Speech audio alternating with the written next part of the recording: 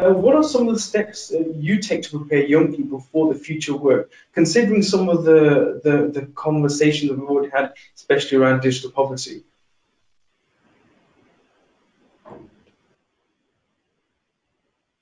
Hi, and thank you for having me.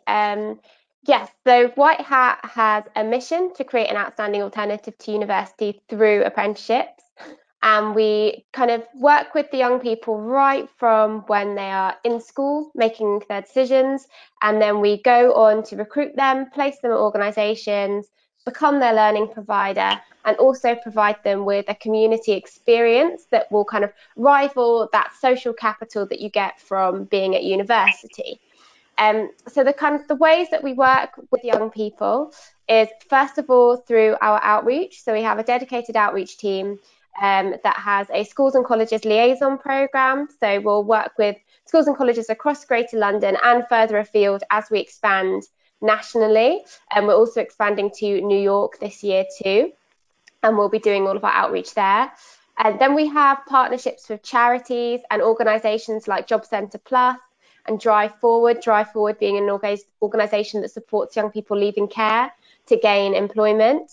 And then we also have our technical outreach programs. So that's where young people who need the support most, who are facing barriers to employment, can come and get free technical training so that they can compete for our higher level technical apprenticeships.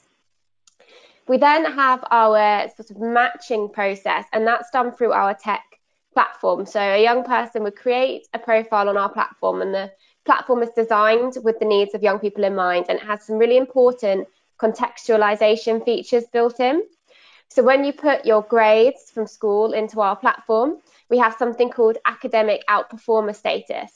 And this is based on the school that you took your grades versus just what your grades are. So if you got Bs, but that placed you in the top 30% of your school, then you will still show on our system as an academic outperformer. If you got A's in a school where absolutely everybody got A's, you might not show as an academic outperformer. And that really means that our clients, when they're deciding which young people to interview, they can do so understanding that performance in context.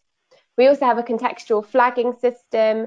That means that you can't see why the young person has a flag, but you can see that they have had a flag, and that might be because they've been in care, because they've been a refugee, because they've been entitled to free school meals, or because they live in the 20% most deprived neighbourhoods in England as per the government's index of multiple deprivation.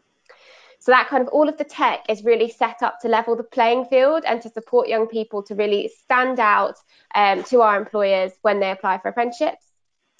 And then we provide kind of one-to-one and group interview support and prep for each young person we do decide to take through, so that they have the best opportunity to shine in front of the employer when they do have their interview.